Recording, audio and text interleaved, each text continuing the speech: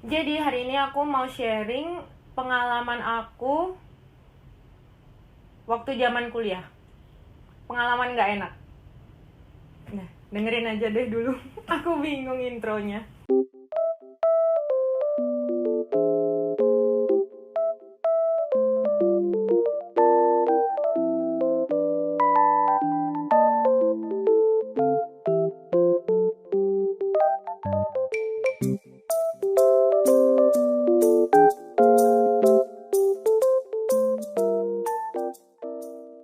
Hai, makasih udah mau mampir ke YouTube channel aku. Jadi hari ini kita bakal gibah bersama Lali Cimos.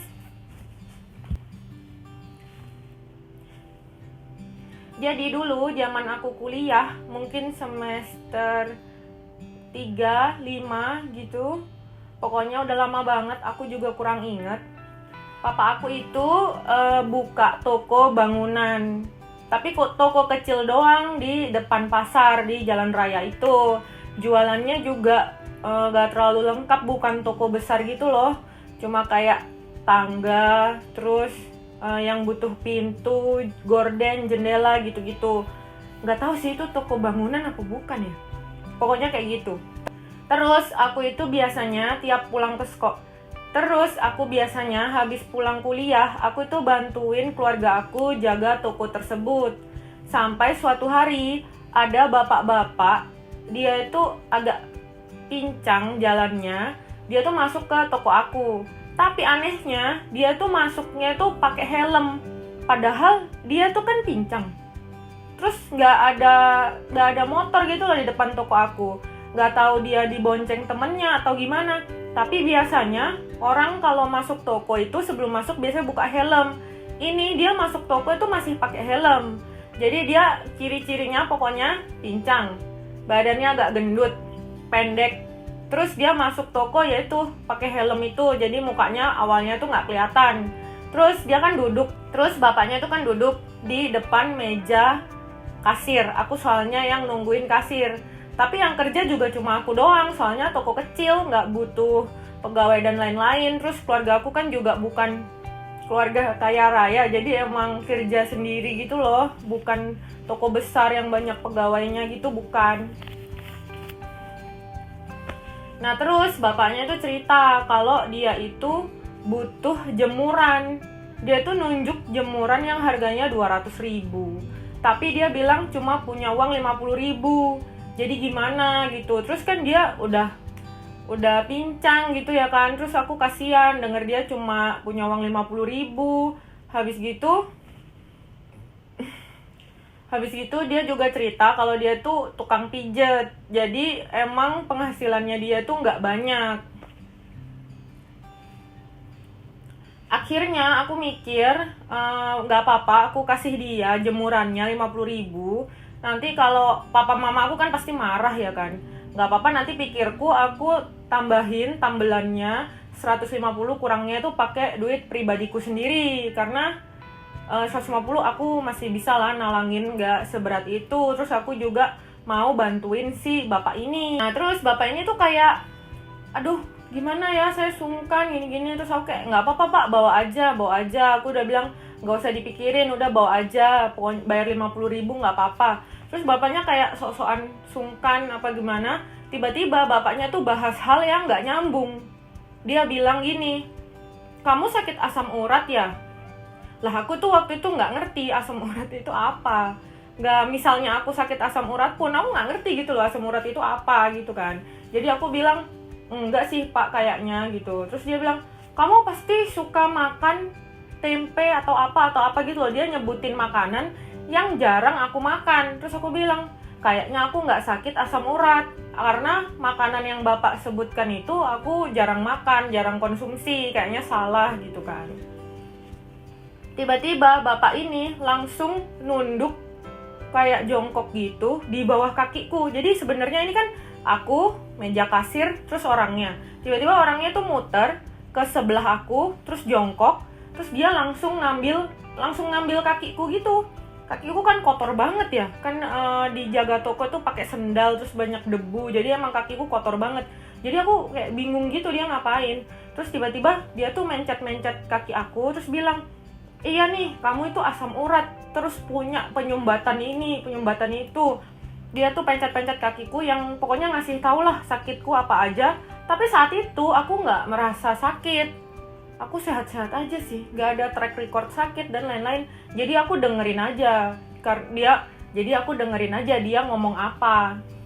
Karena aku kurang ngerti, jadi aku iya-iyain aja. Jadi waktu dia pencet-pencet, kamu kurangin dong makan tempe, kurangin dong makan tahu, kurangin dong makan kacang panjang, misalnya gitu ya. Aku bilang, oh iya pak, nanti saya periksa dokter aja. Aku bilang gitu, soalnya aku juga kurang ngerti ya kan. Tapi dia tuh maksa kayak, oh nggak apa-apa. Dia tuh sambil mijetin kakiku gitu loh, langsung diurut-urut gitu kakiku. Lah, aku tuh takut. Aku takut kalau dia itu mau nyembuhin penyakitku, terus aku disuruh bayar.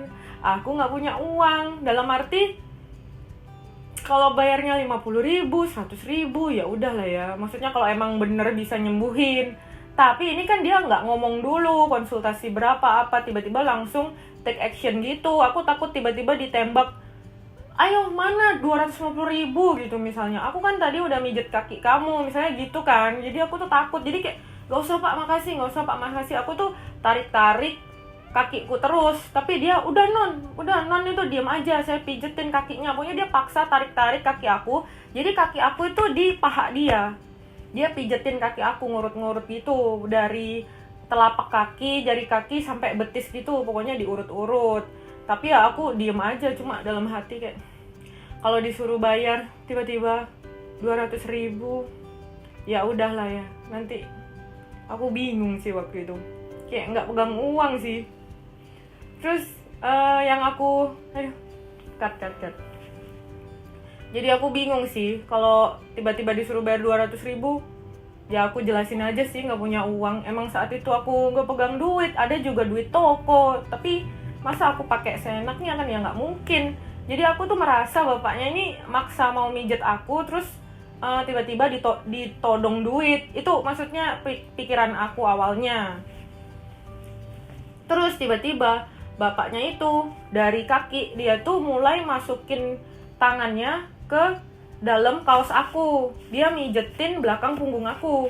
Aku tuh udah nggak mau. Aku tuh kayak dorong-dorong, udah pak nggak usah, makasih aku gitu. Soalnya aku mulai bingung, dari mijetin kaki kok jadi punggung. Kan di toko, emang aku harus jaga toko, ini kok malah sesi pijet gitu ya kan. Maksudnya kalau emang mau ngobatin, nanti aja janjian aku ke tempat terapi dia atau gimana gitu loh, dan jelas aku harus bayar berapa, jangan kayak gini gitu. Aku bingung soalnya. Nah terus bapaknya tuh paksa pijet punggung aku, pokoknya aku tuh ditarik-tarik. Terus bapaknya bilang gini, apa buka dulu aja non ini tali BH-nya, jadi saya bisa ngurut sampai atas gitu loh. Tapi dia nggak buka baju aku, dia cuma masukin tangan ke dalam kaos, ke punggung. Aku tuh udah nggak mau, nggak usah pak, nggak usah. Itu aku udah mulai takut, karena aku bingung sih, kayak emang dia mau niat lecehkan atau dia ini mau niat apa. Saat itu aku nggak ngerti, cuma yang aku rasakan cuma risih dipegang-pegang orang aku nggak kenal, dan itu kan masuk dalam kaos, kayak nggak enak gitu. Terus aku bilang nggak usah pak, nggak usah gitu. Terus bapaknya bilang, kamu tuh malah, dia tuh marah, kamu tuh kalau malu-malu gini terus ya nggak bakal sembuh, kamu nggak bakal tahu penyakit kamu itu apa gitu-gitu loh. Jadi malah dimarah-marahin. Terus aku malah tambah risih. Aku bilang nggak usah pak, nggak usah gitu. Udah bapak kalau mau jemurannya udah ambil aja, bayar 50.000. Nggak bayar juga nggak apa-apa, soalnya udah buat ngusir dia aja. Soalnya aku udah merasa aneh gitu. Dan kebetulan itu tuh hari Jumat, itu jam sholat Jumat, jadi tuh sepi banget, jalanan tuh sepi. Biasanya di depan toko aku itu masih ada bapak-bapak jual cincau, jual es buah. Tapi karena kebetulan lagi sholat Jumat, itu tuh sepi total parah. Sampai yang lewat, itu pasar kan, tapi yang lewat lalu lalang tuh sampai jarang banget. Akhirnya bapaknya ini udah marah-marah, aku udah usir-usir, bapaknya nggak mau. Tiba-tiba bapaknya itu dari tasnya ngeluarin kayak botol kaca minyak urut gitu, seginian, sama ngeluarin sapu tangan. Lah jujur sumpah waktu itu aku ngerasa aku tuh mau dibius, tapi nggak tahu ya, itu maksudnya itu perasaanku doang. Aku sebenarnya nggak ngerti niatnya dia ini apa. Ya bibirku kering. Nah dia tuh udah ngeluarin botol sama sapu tangan, udah keluar dari tasnya gitu. Aku langsung ketakutan kan, aku langsung berdiri, langsung nempel tembok, sudut tembok gitu. Terus aku udah kayak megang barang random. Terus aku bilang, gak usah pak, beneran pak, gak usah gitu. Apa beneran, udah bapak kalau mau ambil jemurannya ambil aja, gak usah diminyak, gak usah diurut, gak usah diobatin, biarin aja saya sakit. Aku udah bilang gitu, soalnya takut.